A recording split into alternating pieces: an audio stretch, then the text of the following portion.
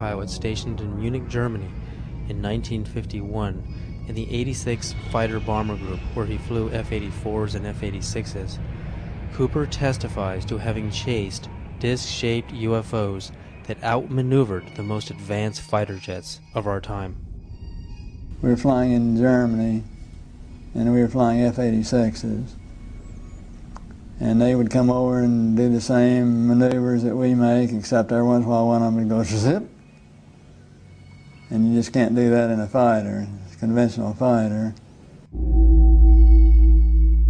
They're just typical saucer shape, double lenticular shape, metallic looking. Well, yeah, they weren't just random. They were flying fighter formations, very definitely under positive control.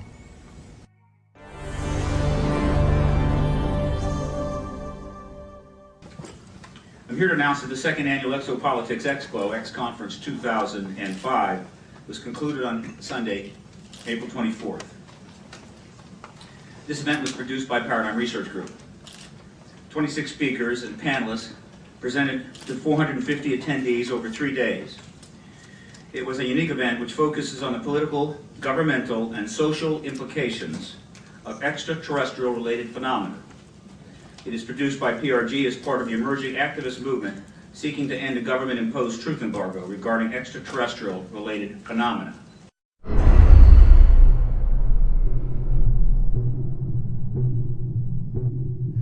Do you believe, and describe, do you believe that your show was shut down for national security reasons? And tell us a little bit about what happened with the show out there. Well, what happened, we sold the show to Sci-Fi Channel, and it was called Out There, and I basically interviewed all of the people that I admired in various fields of study, like Colin Andrews from the Crop Circle movement, Linda Moulton Howe, the expert on cattle mutilations, John Mack. And let me just put a pin in things right there, because John Mack has taken the study of abductions, UFOs, right out through the other side, and he's going, yes, we know they're here, we know they're coming, we know people have been taken, we know there's experimentation going on, we know people have been told about agendas. What we now have to do is use that as a key and as a motivation to socially transform this planet to a more peaceful, more loving, more tolerant state. So his movement, the movement for social change, has just accepts as a fact abductions, UFOs, interplanetary intervention, and what he's doing is taking it out through the positive side of it and saying, now we must use it to socially transform, and I think his message is great. But I talked to him, I talked to the Allagash guys who were taken in the canoe in that trip in Pennsylvania. The last show we did, I had both Bassett, who has the UFO time clock, and then Greer. Both Bassett and Greer were there. They were my two guests for the day. Well, the show was canceled that afternoon. And I was outside, before I knew it was canceled, in between the interviews. And I was outside, and Britney Spears called me because she wanted me to appear on Saturday Night Live with her. And so I was outside having a cigarette, the phone rang. Oh, Brittany, how you doing? Oh, sure, of course I will. I turned away like this. I turned back, and there was a black Ford across the road, a black Ford sedan. And I was trying to look at the plate, and the plate seemed kind of like fuzzy, and I was, definitely a police car. And two guys were there, and a big, big, tall guy got out of the back seat. And he stood in the street on 42nd Street it was. We were at 42nd Street and 8th Avenue. And he looked right at me. And literally, I was on the phone. Hey, oh, sure, of course I'd love the show. Saw the Ford, went back like this, turned back like a half second later, and it was gone. And that car did not go past me. It did not make a U-turn, because I would have seen 42nd Street. I would have seen that thing take a U-turn and go away. That car vanished. That car was a cloaked vehicle of some type. And whether this was like a warning to me, because the guy got out of the back seat, gave me a real dirty look. That car vanished. I know what I saw. And it was just this fast. It was, oh, hi, Brittany, sure. Oh, of course, I'd love to. Guy gives me a dirty look. Oh, well, sure. Car gone. That's what happened.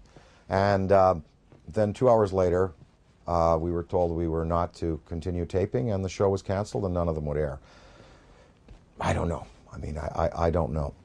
Was that an MIB experience? You know, black helicopters, you know, military abductions that happen. Sometimes people are taken and they talk about then being visited by, you know, military personnel and debriefed about their abduction. Was it, you know, was it a technology associated with some of these beings that are visiting that wanted to warn me off, or that wanted to give me verification that I was on the right track? I don't know. But I do know I did turn back a second later, and you know, it takes so long for an automobile accelerating from 0 to 40 miles an hour to reach the corner of 8th Avenue and 42nd Street going past me, and then pulling a U-turn and going out towards Times Square. I would have seen that car. And I looked around. I mean, I was looking for that then. It was gone. So, I don't know. The tapes exist. I have them. We're going to try to repackage them. We might put them out on DVD.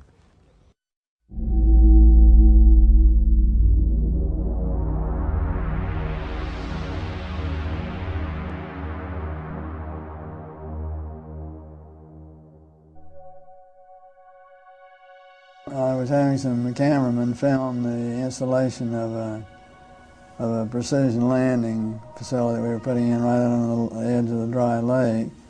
And this saucer flew right over them and put down 3 little gear and landed out on the dry lake bed. And they went out to, picked up their cameras and moved on out toward him filming. And he lifted off, put the gear back in the well, and climbed out at a very high rate of speed and disappeared. And so while I was going through all the regulation books and finding out the number to call in Washington to report it, I had them go over and develop the film. By the time they got back with the developed film, I was on the higher and higher and higher level officer talking to me. Finally with the colonel telling me to you know, when the film arrived at my desk, to put it in the carrier pouch. There would be a courier there at my office by that time already, and they'd arranged for him to fly in our base airplane back to Washington with these films, and do not run prints, etc., etc., etc. We didn't have a chance to run it. I had a chance to hold it up to the window and look at it. It was certainly good film. Well, by this time I was involved in the research and development and doing very classified programs myself, you know, at the test center. So I knew that we didn't have any vehicles of that kind, and I was 99 9/10% sure that the Russians didn't have any of that type either. So it certainly was, at that point in time, there was no doubt in my mind that this vehicle was made at some other place than here on Earth.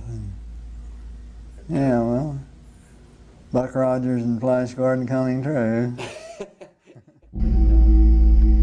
Dude, I got it, man. Probably moved 100 miles in a matter of a second or two.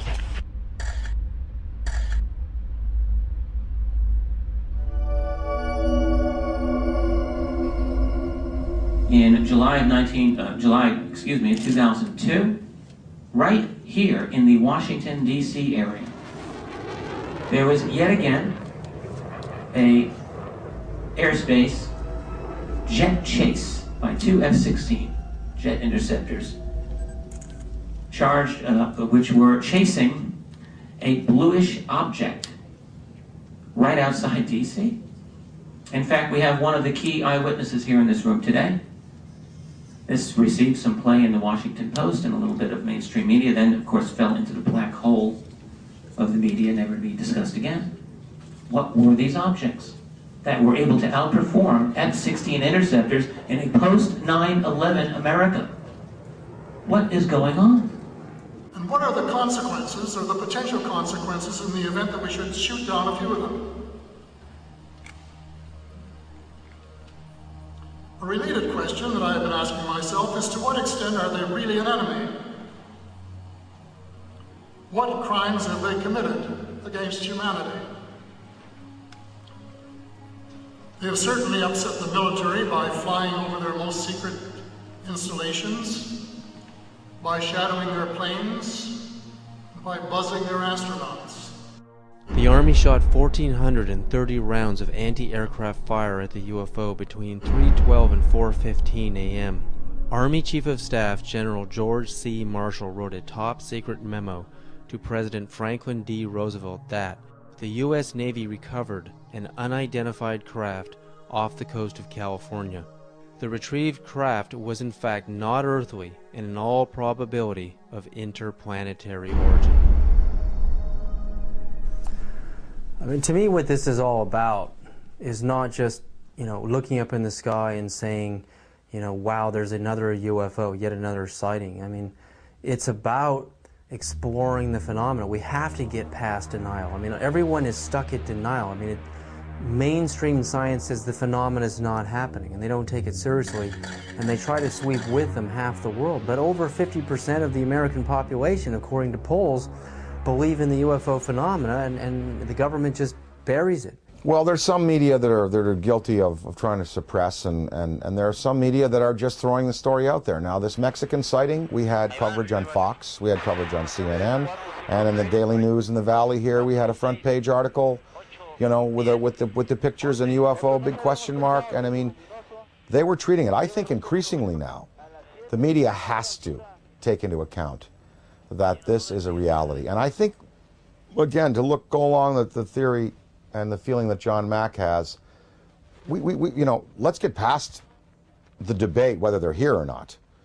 Let's start to analyze who they are, how many of them are there, what kind of systems they're using, what their intentions are to us here on their planet, and can we utilize this knowledge to better ourselves as a species.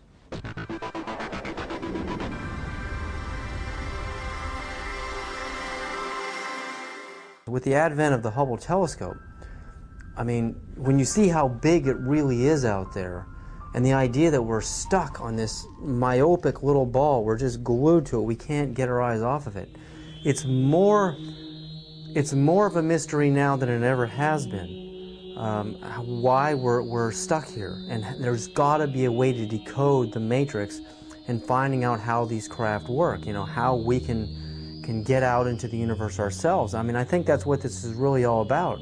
It's not about trying to prove it whether it's right or wrong. It's like when the first time man saw a bird fly. Well, the last UFO symposium conducted by MUFON, they sent me the book of the speakers. There were many, many scientific people in there, many astrophysicists, celestial mechanics experts, metallurgists, people who've been consulted on these cases over the years. No, I mean, when you have John Callahan, an ex-FAA supervisor, saying, yep, they're real. When you have John Schuessler, who was a Boeing engineer, now running MUFON, and saying, yep, they're real. When you have, pilots and personnel in the police and military coming forward in the Rockefeller Report and in the Disclosure Report saying they're real. When you have a Belgian general on television showing you a tape from a fighter which is filming an object escaping at high speed, when you have this Mexican case, I think we can pretty well put it to bed and say, yep, they're here, they're doing things to us, with us, interacting with us. Whether we've had, official military contact, again, that goes into the black box area, but there should be no debate anymore. UFOs exist. They are intelligently manufactured and guided technology from somewhere else, not this planet.